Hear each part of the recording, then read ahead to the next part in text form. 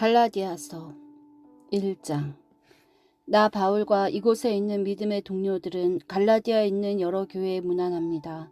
내가 이렇게 편지를 보낼 수 있는 권한은 사람들의 합의나 윗사람들의 임명에서 온 것이 아닙니다. 그것은 메시아 예수와 그분을 죽은 자들 가운데서 살리신 아버지 하나님께 직접 받은 것입니다. 나는 하나님께로부터 임명받은 사람입니다. 그러므로 나는 다음과 같은 말로 여러분에게 문안합니다. 은혜와 평화가 여러분에게 있기를 바랍니다. 우리는 이 말이 무엇을 의미하는지 잘 압니다.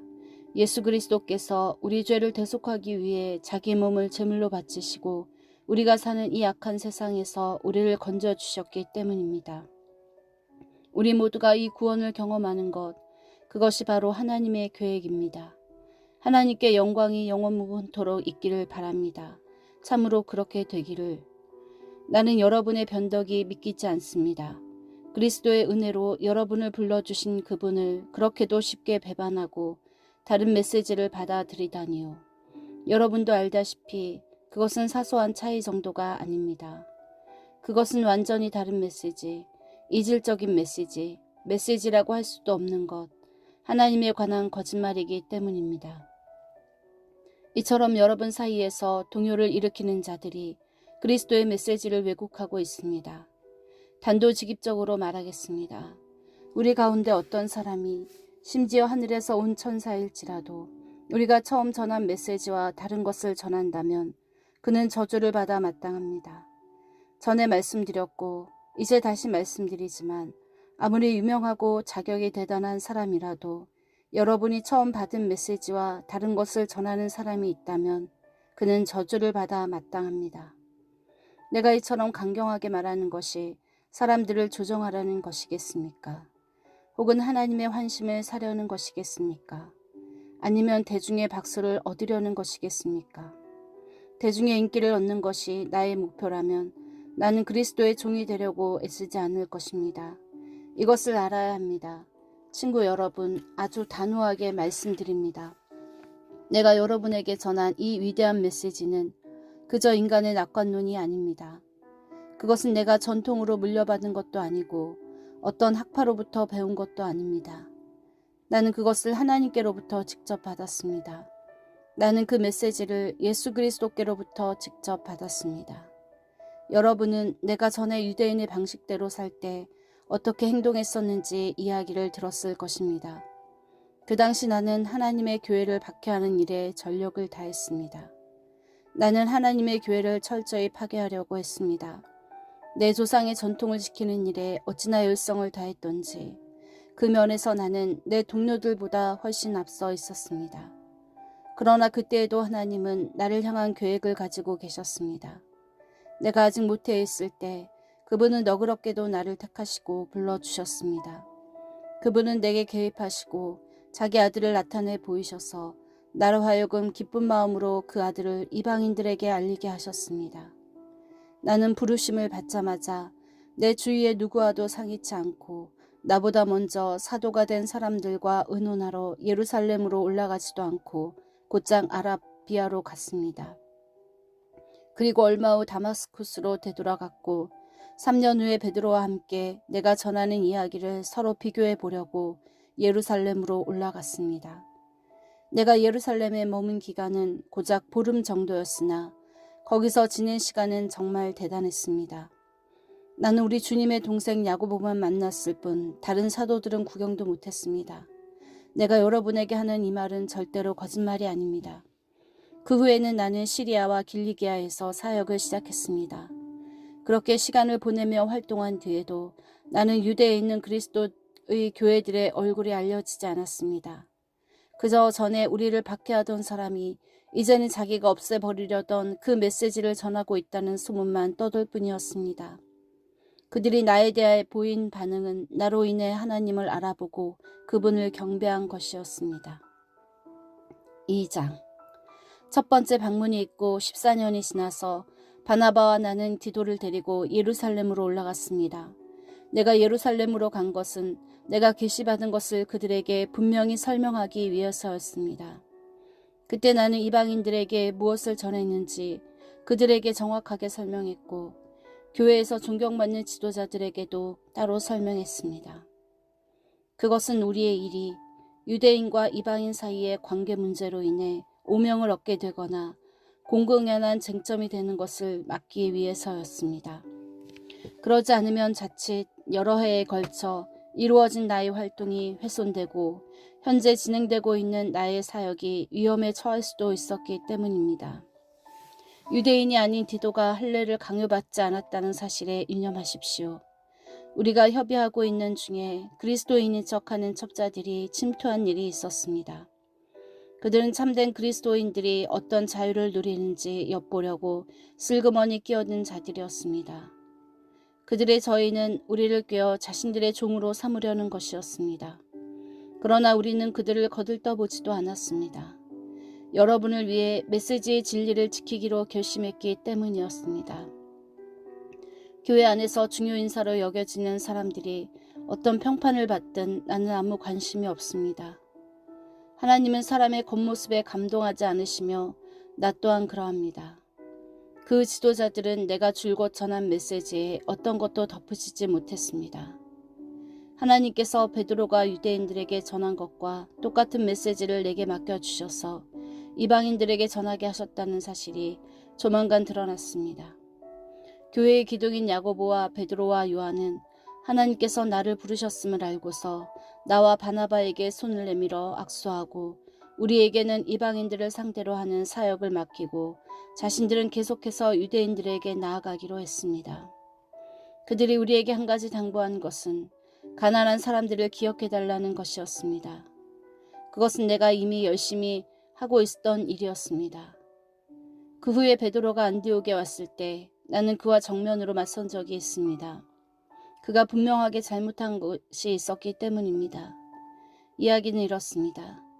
베드로는 야고보가 보낸 몇몇 사람들이 오기 전만 해도 식사 때마다 이방인들과 함께 식사를 했습니다. 그러나 예루살렘에서 보수적인 사람들이 오자 그는 슬그머니 뒤로 물러나 할 수 있는 한 이방인 동료들과 거리를 두었습니다. 그는 할례라는 옛 방식을 강요해온 유다 보스파를 두려워했던 것입니다. 안타깝게도 안디옥 교회에 있던 나머지 유대인들도 그런 위선에 동조했고 바나바까지도 그런 수작에 휩쓸리고 말았습니다. 나는 그들이 메시지를 따라 한결같이 바른 길을 걷지 않는 것을 보고 그들 모두가 보는 앞에서 베드로에게 이렇게 말했습니다. 당신이 예루살렘에서 파견된 감시인들이 보지 않을 때에는 유대인이면서도 이방인들처럼 살더니 이제는 예루살렘에서 온 당신의 옛 동료들에게 좋은 인상을 주려고 이방인에게 유대인의 관습을 강요하는군요. 도대체 무슨 권한으로 그렇게 하는 것입니까? 우리가 유대인이긴 하지만 죄인인 이방인보다 태생적으로 우월한 것은 아니라는 것을 우리는 압니다. 우리는 율법을 지킴으로써 하나님과 올바른 관계가 되는 것이 아니라 오직 예수 그리스도를 직접 믿음으로써 하나님과 올바른 관계가 되는 것임을 잘 알고 있습니다. 어떻게 합니까? 우리가 그것을 시험해 보았기 때문입니다. 우리는 이 세상에서 가장 훌륭한 율법 체계를 가지고 있습니다. 그러나 우리는 누구도 자기 개선을 통해서는 하나님을 기쁘시게 해드릴 수 없음을 깨닫고 예수를 메시아로 믿었습니다. 자기 힘으로 선한 사람이 되려고 애쓰기보다는 메시아를 믿음으로 하나님과 올바른 관계에 들어가게 되었습니다.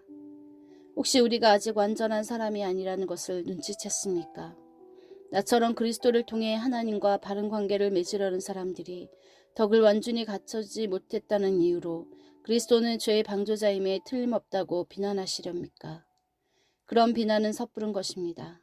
내가 자기 힘으로 선한 사람이 되려고 한다면 그것은 전에 헐어버린 낡은 헛간을 다시 세우는 셈이 되고 사기꾼처럼 행동하는 꼴이 되고 말 것입니다.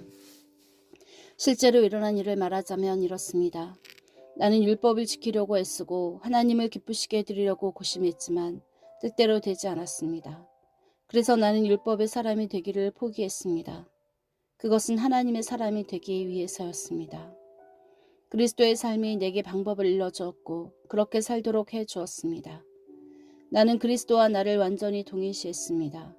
정말로 나는 그리스도와 함께 십자가에 못 박혔습니다. 이제 내 자아는 더 이상 내 중심이 아닙니다. 나는 더 이상 여러분에게 의롭게 보이거나 여러분에게서 좋은 평판을 얻고 싶은 마음이 없습니다. 나는 더 이상 하나님께 좋은 평가를 얻어야 한다는 강박관념이 없습니다. 그리스도께서 내 안에서 살고 계십니다. 여러분이 보는 내 삶은 나의 것이 아니라 나를 사랑하시고 나를 위해 자기 목숨을 내어주신 하나님의 아들을 믿는 믿음으로 살아가는 것입니다. 나는 이 삶을 저버리지 않을 것입니다. 내가 율법을 준수하거나 사람을 기쁘게 하는 종교로 되돌아간다면 그것은 하나님과의 관계에서 인격적으로 누리는 자유를 송두리째 포기하는 일이 되지 않겠습니까? 나는 그렇게 하지 않을 것입니다. 나는 하나님의 은혜를 거부하지 않을 것입니다. 하나님과의 생생한 관계가 율법을 지킴으로 이루어지는 것이라면 그리스도는 헛되이 죽으신 것이 됩니다.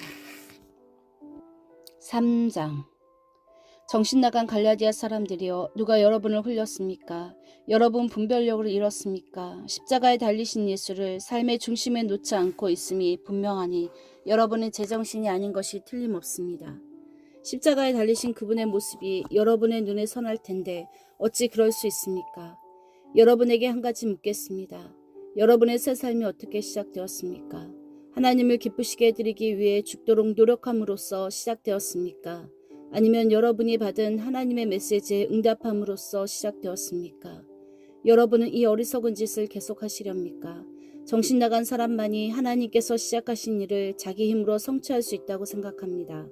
여러분은 그 일을 시작한 만큼 슬기롭거나 강하지도 못하면서 어찌 그 일을 성취할 수 있다고 생각합니까?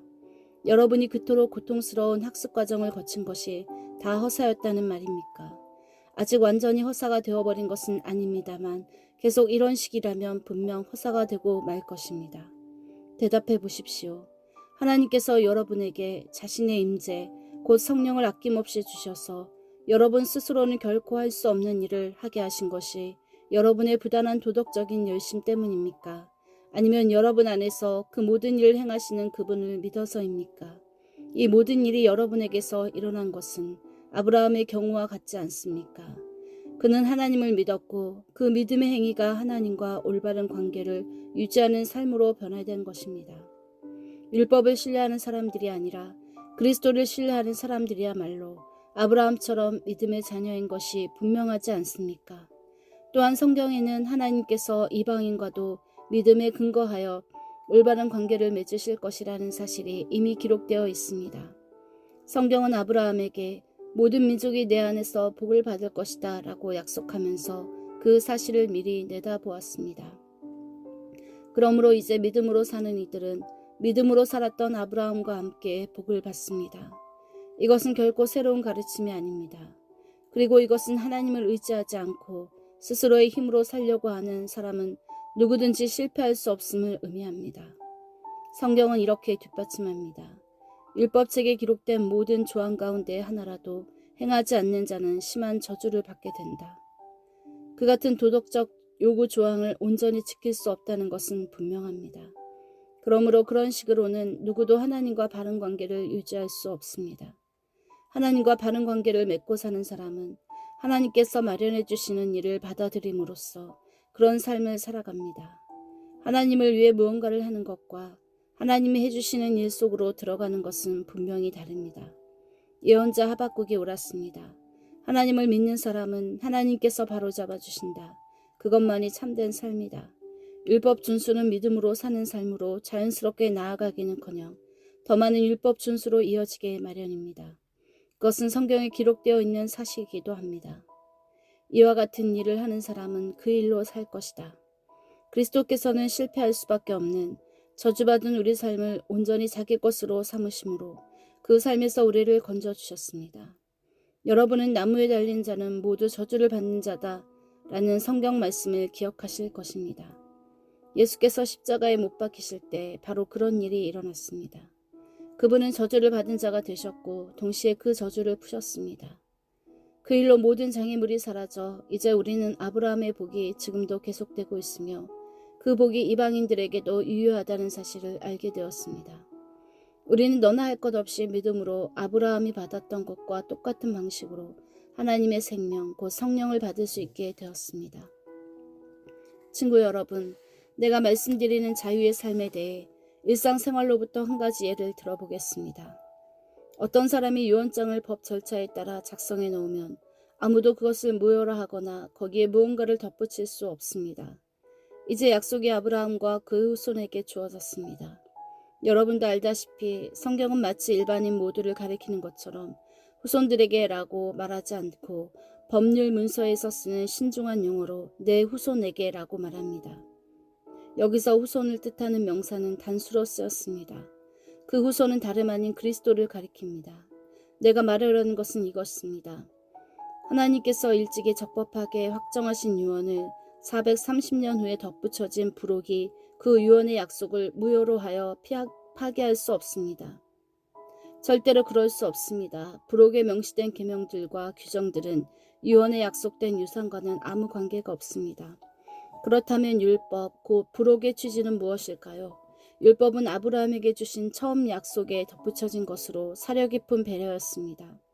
율법의 의의는 후손이신 그리스도께서 오셔서 약속을 물려받으시고 그 약속을 우리에게 나눠주실 때까지 죄인들을 구원의 길에 붙잡아 두는 데 있습니다. 이 율법이 하나님과의 직접적인 만남의 결과가 아니라는 점은 분명합니다. 그것은 천사들을 통해 중개자인 모세의 손을 통해 제정되었습니다. 그런데 신의 산에서처럼 중개자가 있다면 사람들이 하나님과 직접 교제하는 것은 아니지 않습니까? 믿음으로 받는 복에 관한 첫 약속은 하나님이 직접 주신 것입니다. 그렇다면 율법은 약속과 반대되는 것, 곧 우리를 향하신 하나님의 뜻과 반대되는 것일까요? 결코 그렇지 않습니다. 율법의 취지는 우리 스스로는 하나님과 올바른 관계를 맺을 수 없음을 모든 사람에게 분명히 알리는 것입니다. 하나님께서 자신의 약속을 성취하실 때까지 믿음으로 기다림으로써만 얻을 수 있는 것을 우리 스스로의 노력으로 얻겠다고 종교 체계를 고안해내는 것이 얼마나 쓸데없는 짓인지 드러내 보이는 데 있습니다. 율법을 준수해서 우리 안에 생명을 창조할 능력이 있었다면 우리는 벌써 생명을 얻고도 남았을 것입니다. 우리가 충분히 성숙해져서 살아계신 하나님께 믿음으로 흔쾌히 응답하기까지 우리는 모세의 율법에 세심하게 둘러싸여 보호받을 수밖에 없었습니다. 율법은 여러분이 잘 아는 그리스도의 가정교사와 같습니다. 아이들을 학교까지 바래다주고 아이들이 위험에 빠지거나 산만해지지 않도록 지켜주고 목적지까지 안전하게 도착하도록 도와주는 가정교사 말입니다. 그러나 이제 여러분은 여러분의 목적지에 이르렀습니다. 여러분은 그리스도를 믿음으로 하나님과 직접 사귀게 되었습니다. 여러분이 그리스도 안에서 받은 세례는 새 출발을 할 수 있도록 깨끗해지는 것에서 끝나지 않습니다. 세례는 또한 성숙한 신앙의 옷을 입은 것을 의미합니다. 그 옷은 다름 아닌 그리스도의 생명, 곧 하나님께서 처음 하신 약속의 성취입니다. 그리스도의 집안에는 유대인이나 이방인이나 자유인이나 종이나 남자나 여자나 차별이 없습니다. 우리 사이에서 여러분은 모두 평등합니다. 다시 말해 우리는 다 함께 예수 그리스도와 관계를 맺고 있는 사람들입니다. 또한 여러분은 그리스도와 한 가족이니 바로 여러분이 아브라함의 후손이며 언약의 약속에 따른 상속자입니다.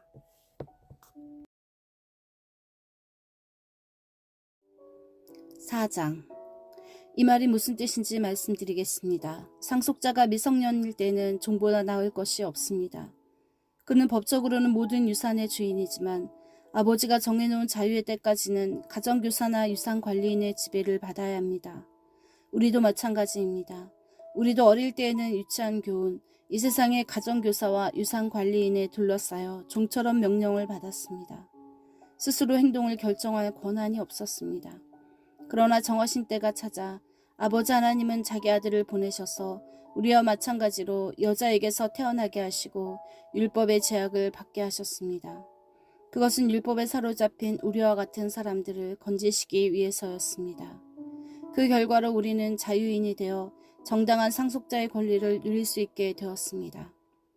이제 여러분은 하나님의 자녀로 완전히 입양되었다고 자신 있게 말할 수 있습니다. 하나님께서 자기 아들을 영을 우리의 삶에 보내셔서 아빠, 아버지라 부르도록 하셨으니 말입니다. 하나님과 친밀한 대화를 나눌 수 있는 특권을 가졌으니 여러분은 이제 종이 아니라 자녀입니다. 그리고 자녀이면 유산을 완전히 물려받을 수 있는 상속자이기도 합니다. 전에 여러분이 하나님을 개인적으로 알지 못하던 때에는 신성과는 아무 상관이 없는 신들에게 종노릇했지만 이제는 진짜 하나님을 알게 되었습니다. 아니, 하나님께서 여러분을 알아주셨습니다. 그러니 어찌 다시 종이 호랑이들에게 굽신거릴 수 있겠습니까? 그런데도 여러분은 특정한 날과 절기와 해와 관련된 모든 전통과 금기와 미신을 두려워하며 꼼꼼히 지키더군요. 여러분과 함께 있으면서 기울인 나의 모든 수고가 연기처럼 사라질까 두려울 따름입니다. 사랑하는 친구 여러분, 내가 여러분과 함께 있을 때 여러분의 입장에 서려고 노력했던 것처럼 여러분도 나의 입장에 서려고 노력해 주십시오. 그때 여러분은 참으로 다감하고 친절했습니다. 여러분은 개인적으로 나에게 함부로 하지 않았습니다.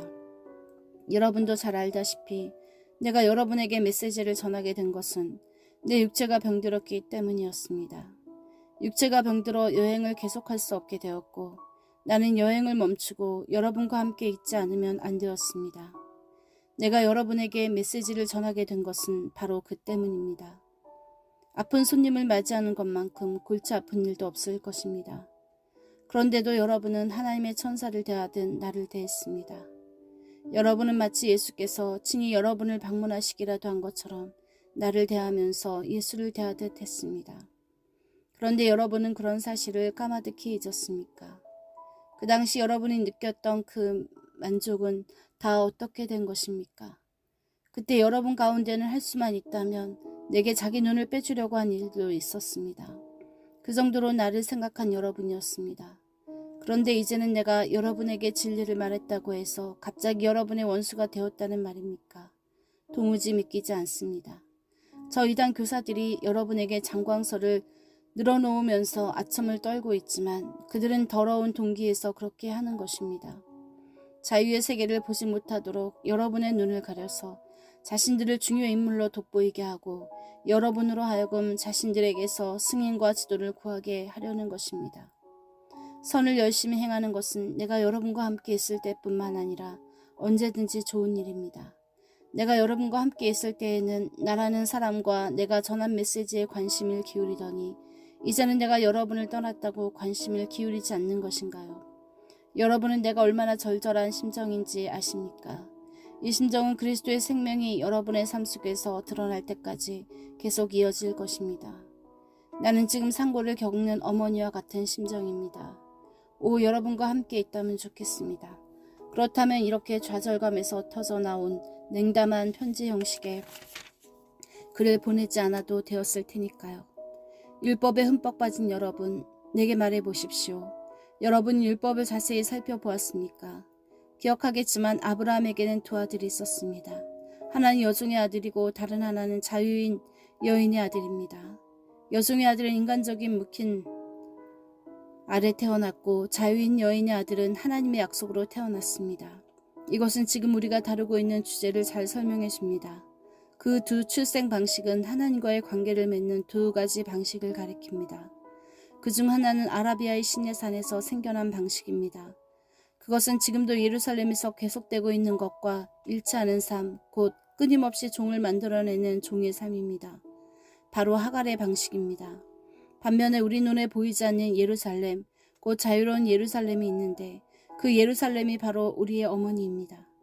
이는 다름 아닌 사라의 방식입니다. 이사야가 기록한 것을 기억해 보십시오.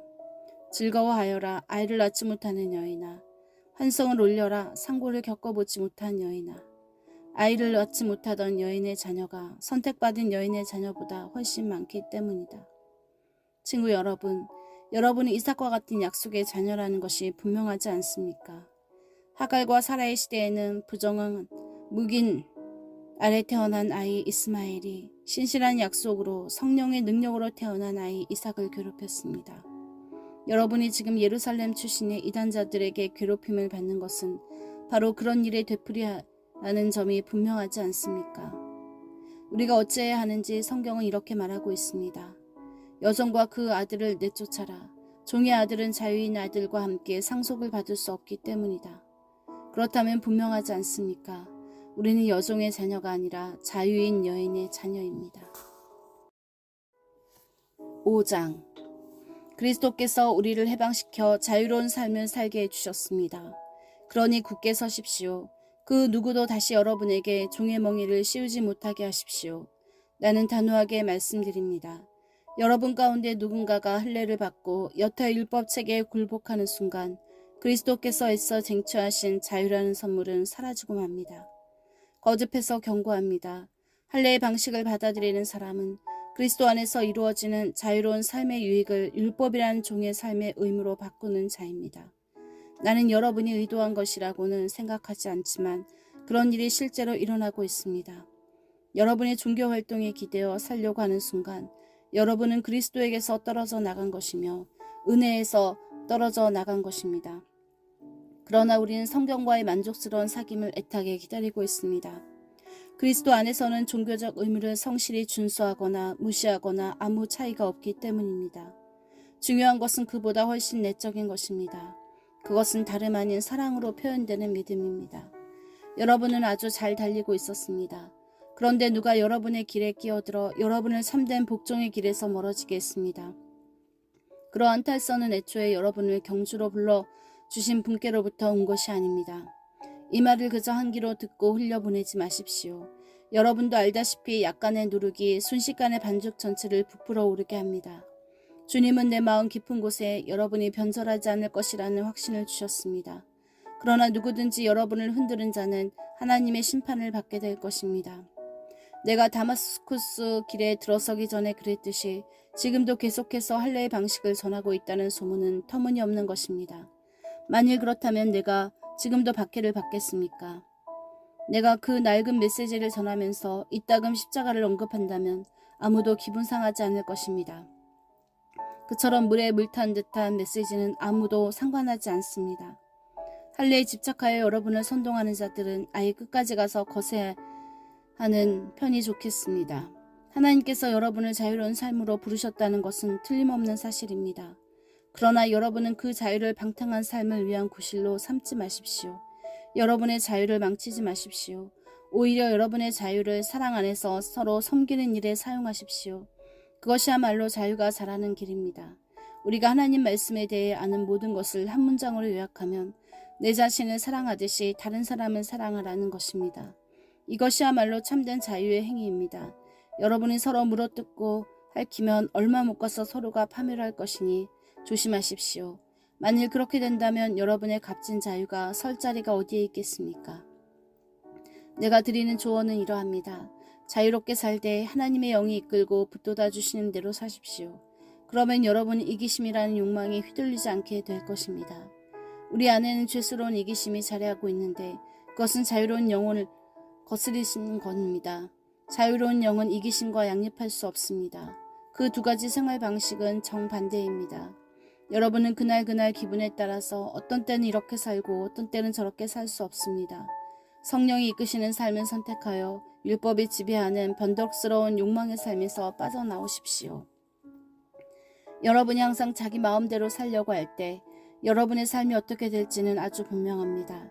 사랑 없이 되풀이되는 값싼 관계, 악취를 풍기며 쌓이는 정신과 감정의 쓰레기, 과도하게 집착하지만 기쁨 없는 행복, 껍데기 우상들, 마술소 같은 종교, 편집증적인 외로움, 살벌한 경쟁, 모든 것을 집어삼키지만 결코 만족할 줄 모르는 욕망, 잔인한 기질, 사랑할 줄도 모르고 사랑받을 줄도 모르는 무력감, 찢겨진 가정과 찢겨진 삶, 편협한 마음과 왜곡된 추구, 모든 일을 경쟁자로 여기는 악한 습관, 통제되지도 않고 통제할 수도 없는 중독, 이름뿐인 꼴사나운 공동체 등이 그것입니다.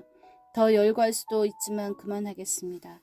여러분도 알다시피 내가 여러분에게 권고한 것이 이번이 처음이 아닙니다. 여러분이 자신의 자유를 그런 식으로 사용하면 여러분은 하나님 나라를 상속받지 못할 것입니다. 그러나 우리가 하나님의 방법대로 살면 어떤 일이 일어날까요? 과수원에 과일이 풍성히 맺히는 것처럼 하나님께서 우리 삶에 여러 가지 선물을 풍성히 주실 것입니다. 또한 우리는 끝까지 견디는 마음과 긍휼히 여기는 마음과 사물과 사람들 속에 기본적인 거룩함이 스며들어 있다는 확신을 갖게 될 것입니다. 우리는 충성스럽게 헌신하고 우리가 살아가는 방식을 강요하지 않으며 우리의 에너지를 슬기롭게 모으고 관리할 수 있을 것입니다. 율법주의는 이와 같은 삶을 자라게 하는데 아무런 도움이 되지 않습니다.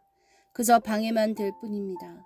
그리스도께 속한 사람들에게는 자기 마음대로 사는 삶이나 남들이 필요하다고 말하는 것에 부안내동하는 삶이 영원히 끝났습니다. 그들은 그런 삶을 십자가에 못 박았습니다. 이것이 우리가 선택한 삶, 곧 성령의 인도를 받는 삶이니 그 삶을 그저 머릿속 사상이나 마음속 감정으로 여기지 말고 그 삶에 담긴 뜻을 우리 삶 구석구석에 힘써 적용하십시오. 마치 우리 가운데 누구는 낮고 누구는 모자라기라도 한 것처럼 비교하지 말아야 한다는 뜻입니다. 우리에게는 살면서 해야 할 훨씬 흥미로운 일들이 많습니다. 우리는 저마다 하나님의 독특한 작품입니다. 6장. 친구 여러분, 창조적으로 사십시오. 누군가가 죄에 빠지거든 너그러운 마음으로 그를 바로잡아주고 여러분 자신을 위해 비판의 말을 아끼십시오. 여러분도 하루가 가기 전에 용서가 필요하게 될지 모르기 때문입니다. 눌린 사람들에게 몸을 굽혀 손을 내미십시오. 그들의 짐을 나누어 짐으로써 그리스도의 법을 완성하십시오. 자신이 너무 잘나서 그런 일을 할 수 없다고 생각한다면 여러분은 대단한 착각에 빠진 것입니다. 여러분 자신이 어떤 사람이며 여러분에게 맡겨진 일이 무엇인지 조심스럽게 살핀 다음에 그 일에 몰두하십시오.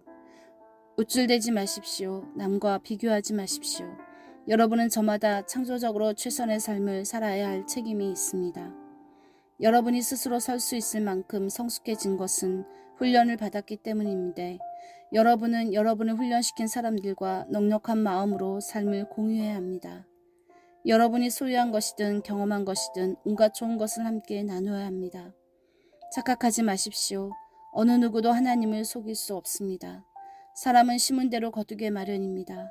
다른 사람의 사정은 아랑곳하지 않고 하나님을 무시하고 이기심을 심는 사람은 잡초를 거둘 것입니다. 그런 사람은 자기만을 위해 살면서 온통 잡초만 키워낼 것입니다. 그러나 하나님께 대한 응답으로 심고 그것을 키우는 일을 하나님의 영에게 맡기는 사람은 참된 삶, 곧 영생이라는 알곡을 거둘 것입니다. 그러니 선을 행하되 지치지 마십시오. 포기하거나 중단하지 않으면 때가 되어 좋은 알곡을 거둘 것입니다. 그러므로 이제 기회가 있을 때마다 모든 사람의 이익을 위해 힘쓰십시오. 믿음의 공동체 안에 있는 가까운 사람들에게부터 그 일을 시작하십시오. 마지막으로 나는 내가 여러분에게 말씀드린 것이 얼마나 중요한지 강조하기 위해 이렇게 굵은 글씨로 손쓰습니다. 할례의 방식을 여러분에게 강요하는 자들에게는 오직 한 가지 동기밖에 없습니다. 그들은 손쉬운 방법으로 남들 앞에서 좋게 보이려고 할 뿐 믿음으로 살겠다는 용기, 곧 그리스도의 고난과 죽음에 참여할 용기는 없습니다.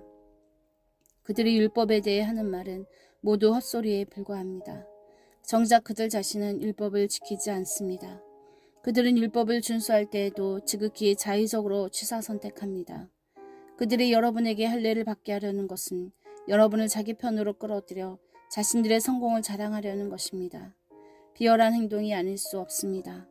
그러나 나는 우리 주 예수 그리스도의 십자가만을 자랑하겠습니다. 그 십자가로 말미암아 나는 이 세상에 대해 십자가에 못 박혔고 남을 기쁘게 하거나 남이 지시하는 하찮은 방식에 나를 끼워 맞추려는 숨막힌 분위기에서 벗어났습니다. 여러분이 이 모든 일의 핵심이 무엇인지 알겠습니까? 그것은 할례를 받거나 안 받거나 하는 일과 같이 여러분과 내가 하는 일에 있지 않습니다. 핵심은 하나님께서 지금 하고 계신 일에 있습니다. 그분은 완전히 새로운 것, 곧 자유로운 삶을 창조하고 계십니다. 이 기준에 따라 사는 사람은 누구나 하나님의 참 이스라엘, 곧 하나님의 택하신 백성입니다. 이들에게 평화와 긍휼이 있기를 바랍니다. 아주 솔직히 말씀드리자면 나는 더 이상 이런 말다툼에 시달리고 싶지 않습니다.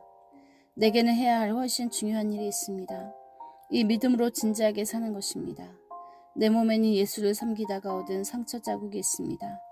친구 여러분, 우리 주 예수 그리스도께서 값없이 주시는 은혜가 여러분 각 사람 가운데 깊은 곳에 있기를 바랍니다. 아멘.